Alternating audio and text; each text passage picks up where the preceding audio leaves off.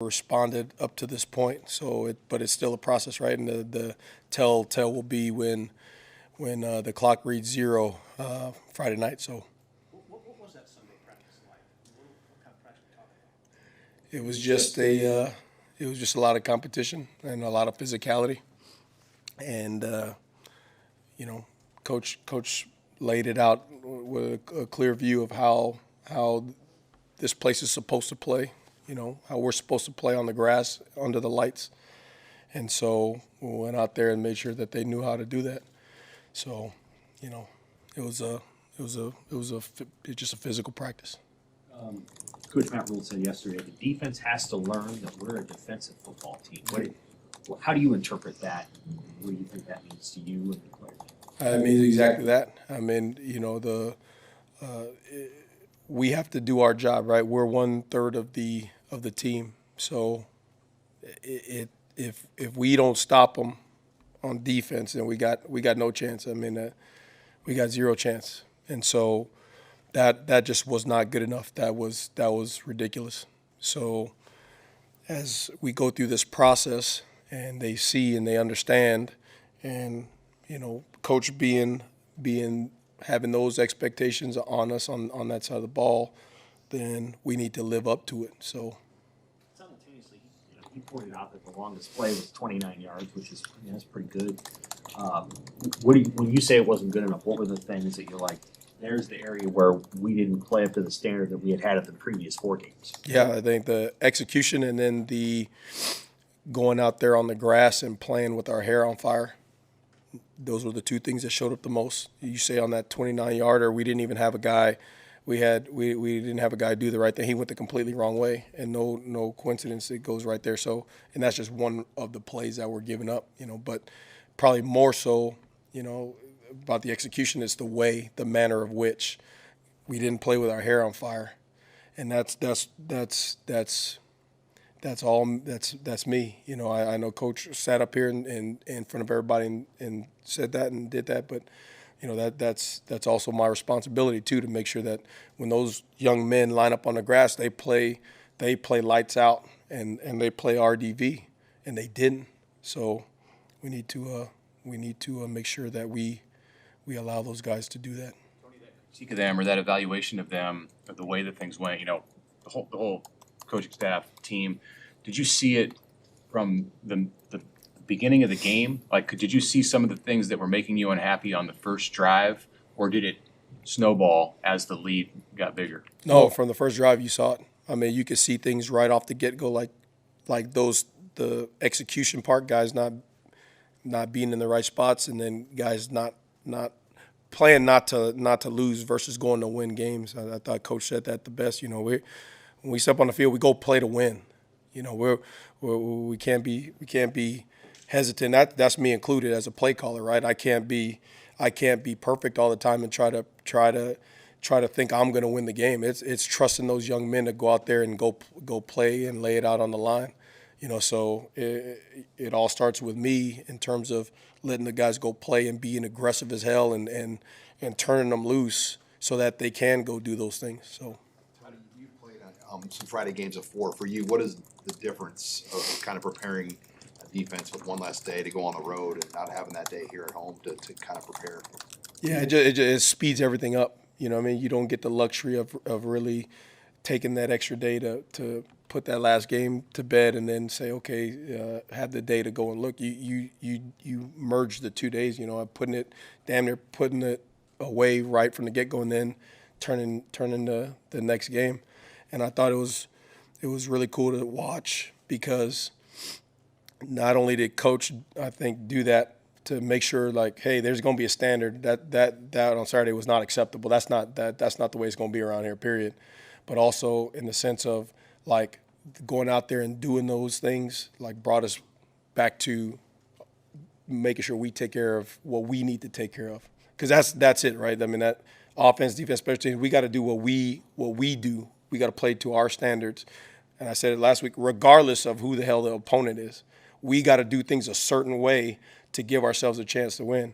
So going out there and doing it and remind ourselves that it does not matter who we're playing. It is about us doing what we're supposed to do so that way we can go do it. How do you guys respond to Deshaun's injury right away, and what does that mean for the secondary moving forward? Yeah, I mean that's where all that cross training and stuff helped. You know, we got guys moving around, and they're gonna have to pick up the slack. I mean, we got guys doing that right now. You know, with Cam being down, and then Luke going down on game day and stuff like that. You know, all those reps now that the guys took early on, they're starting to show up and help. So you don't have that much of a drop off, but it's still continuing. Now we got those guys who were taking some of those backup reps, now they're getting the bulk of them, and now you got new guys starting to go in there and getting those other backup reps. So we just got to keep on doing that and making sure that we trust the guys, that they're going to learn it, that they're going to execute on the grass. How did Lynham and Brett's play? I think Lynham played 43 snaps and Brett played 37. Yeah, I'm going to say that as a whole defense. There wasn't one guy you could say played their tails off. Period. We just didn't get it done. Coach, myself, you know, nobody. So I can't say that anyone. How did those guys play? Because nobody went in there and played the way we're supposed to play. Was that a good learning experience for those two? I think that's the most either one has ever played. Yeah, I mean, in terms of game reps, yeah, that's the most game reps, you know, that they got, and you can see, because again, you never know what a guy's going to do until he actually goes in the game against somebody he'd never seen before, and they're running plays that they've never seen before, you know. So it was good to get them those game reps, but you know, the reps that they were in were not good enough. I think Princewill got maybe dinged in camp a little bit. You see him starting to get his feet under him as he's working at that jack spot now this week. Yeah, a lot of guys, you know, and he's awarded himself that by continuing to do the things the right way, you know, going up there and meeting more with coach and coming on the grass and being able to execute. He's one on Sunday that had probably one of his best practices, you know what I mean? And so whenever guys respond the right way, now that just gives you a chance to go out there and actually do it when the lights are on, right? So he's responded the right way up to this point. So, you know, we just got to get him on the field and then turn him loose. What is it about DeAndre Barnes that he pops up on the depth chart at least that's kind of put him in position to be in the mix at least? Yeah, same thing. Coach Coop, you know, looking at it and cross training and getting guys ready. There were some guys who kind of flashed early on a little bit more than others, and he was one of them. You know, he's smart and he's physically gifted. So now it just comes down to him learning what to do and then getting him in enough practice reps and stuff so he can just be more instinctual versus right now, you know, sometimes those guys' head is spinning when they haven't taken any reps and all of a sudden you're going up against the one offense or going up against another team. You know, everything is thinking versus instinctual. So we got to get him to a point where he's instinctive. Home again after these last 2 weeks where you weren't able to get to the quarterback? Yeah, I think the again that comes back on me, right? Being aggressive. You look at the games prior and we're really aggressive up there. The La Tech game, we kind of figured that they weren't going to just let you run back there, right? They were real quick throws and, you know, doing certain things that you like, okay, they're not going to let you run back there and hit the quarterback. But this game, you know, we had some chances too. We just didn't hold up, whether it was we had chances to hit them and the coverage broke down or whether the coverage was great and we didn't get off of blocks. So that's just me in the play calling, being aggressive and letting the guys loose, and then the preparation during the week, making sure the guys know what to do, and again it comes back to making sure their mindset's correct, right? You got to play, right? You got to get on the grass and play ball, okay? And that's the most disappointing thing, you know, when you're looking at it as a coach. Like you go back and look at like what did I do wrong, so that way those guys can go because they do everything that's asked, right? I mean they came in on Sunday and went through had a really good practice, you know, and so they're gonna go and do it. So now we gotta do our part, make sure they know what the hell to do so they can go do it, and then demand that of them, make sure that they understand. Again, I said this before, and I know coach, this is from coaches, like there is a way you're gonna play football in Nebraska, okay, and that was not good enough on Saturday, period. So we got to get it fixed. Thanks.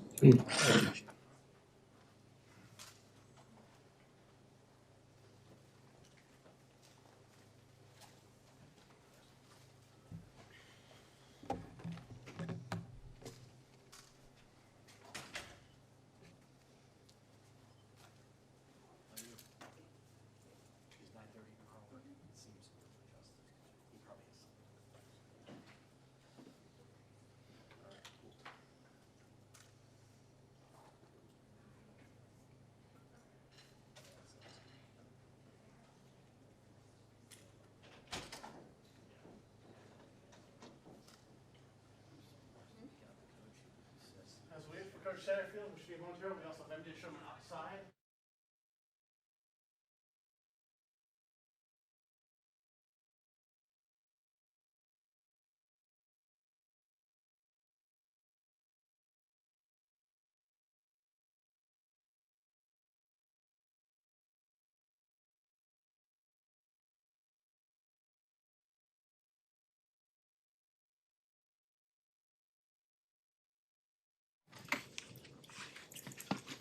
Questions?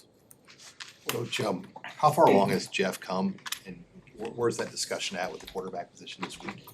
He's getting better each day. He's out there. I wouldn't say he's 100%. He's getting close. So he's out there. Had a good practice today. So he just out there competing. Both those guys are doing a nice job, just competing with each other each day. And I think Jeff will be out there at some point sooner rather than later. Yesterday about offensive identity. He said, you guys have one. I mean, how do you feel about that? How close are you to feeling like you're the offense that you want to be for the last half of the season? I think we kind of know who we are now. The main thing in an offensive identity is you don't want to be hard-headed and say we do a certain thing and you may not have the players to do it. I think that we've kind of just kept searching until we found, how can we gain some production at different spots, and we know who those guys are and how to utilize them. And sometimes that comes through the air, sometimes that comes through a run. It comes through a variety of different ways that you can do it. But we do have an identity from a standpoint of we know, who we can lean on and who can produce. How have you seen the guys respond Saturday? Great. We really, after the game, we really challenged them. Coaches and players challenged each other. Just, we didn't play or coach our best game on Saturday. That was what was bad. They're a really good team. And then that just compounded it. We didn't play very well and we didn't coach very well. And so we came back, Sunday. Again, we don't ever want to be reactionary. That stinks, But I think that, we attacked it head on and really, peeled back what the issues were and we're attacking them as coaches and players. It's a loss. I asked it the other day. He saw some things in Heinrichs he wanted to see. What would you pick out from his game? It's the play two, he gets deflected. The guy makes a phenomenal play on the interception, and then I think he rattles off like 7 of 8 for over 100 yards his next 8 attempts. So I mean he's taking care of the football. He's doing what he can with his legs whenever that opportunity arises. I think he just keeps getting more comfortable playing the position and being out there. Have you had a similar experience to this season in your career of losing your top 2 running backs, being depleted at the receiver, losing the starting quarterback after 2 games? Have you experienced that? Yeah, my first year at South Carolina, I had our GA, graduate assistant, was doing the playbook, and we had to pull him out of the office to play quarterback. So nothing new. Whenever you start adventures and you come into a new program, you start to build it. It's not always easy, and you got to be creative in how you attack, daily challenges. So we don't really look at it as challenges as much as opportunities to improve and get better. Anthony had 6 carries. Anthony Grant. Was it a decision to get him out of the game when it got out of control, or what was the deal? We had 48 plays, and 7 of those were 2-minute into half and into game. So you really only had roughly 40 plays. So if you just do the percentages of touches, sometimes like Billy had, I think, 7 or 8 touches out of 40 plays.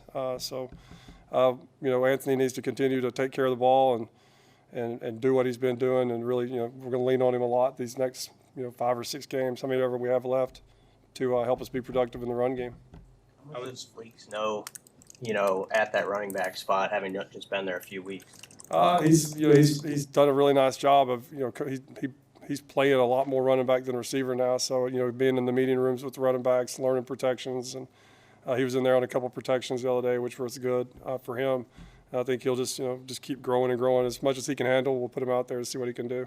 What are the challenges or benefits to a short week from an offensive perspective? Well, you get back at it. You don't have to, walk around doom and gloom. You don't have time to do that. So you got to, as soon as that game's over, head down and just start working for the next game. It's going to get on us quick, which I think that's a good thing. Our guys are ready and had 2 really good days of practice and competition. How consistent do you think the offense has been in executing the game plan from week to week? Not consistent, not to our standard. Up and down from, starting with week 1, just the procedure of getting guys on and off the field, and then the week 2, the crowd noise, the snap counts, the motions, the balls hitting people, fumbles, and we've cleaned it up from a turnover standpoint. The last 3 weeks, we've calmed that down a little bit, but still just going and not being afraid to do your job, not being afraid to make a mistake. Just go out there and trust your training. That's our next step. Is just go relax and do your job and have fun and play. What do you think the best thing the offensive line is doing right now? I think they're doing a really nice job in the run game. People know we're going to run the football, so they're stacking boxes and blitzing and doing some different things, a lot of movements that they're having to, kind of go through each game and figure out. You got to go through a couple quarters before you figure out what the opponent's doing, and they do a really nice job of IDing that and getting it under control. Overall, Illinois' defense hasn't put up great stats this year, but they do have 2 defensive tackles that were all Big Ten last year. What have you seen out of those guys? Yeah, very disruptive inside with those guys. They're kind of like their head coach. I mean, they're built to be tough dudes, and they're going to hit you. They're going to run to the football. Those 2 guys are very disruptive inside. I think they play a lot of man coverage. Those corners and DBs, they're on islands all the time. They play with a certain toughness. You can tell just off the tape. Just this is going to be a tough game, physical game. You guys have talked about some of the challenges that you had on the road that were different from being at home with noise and such at Colorado and Minnesota. It wasn't Heinrich out there for the most part. So what do you do with him, or if he's starting, what do you do with the offense to kind of prepare for, or what do you think Friday might bring? Just like today, Coach cranked up the crowd noise, just making sure that we're, and it's week 5, 6. We've been doing this together now. So it's getting smoother and smoother each time we go out there, but just, cranking up as much noise as we possibly can and operating through that. Thanks, guys.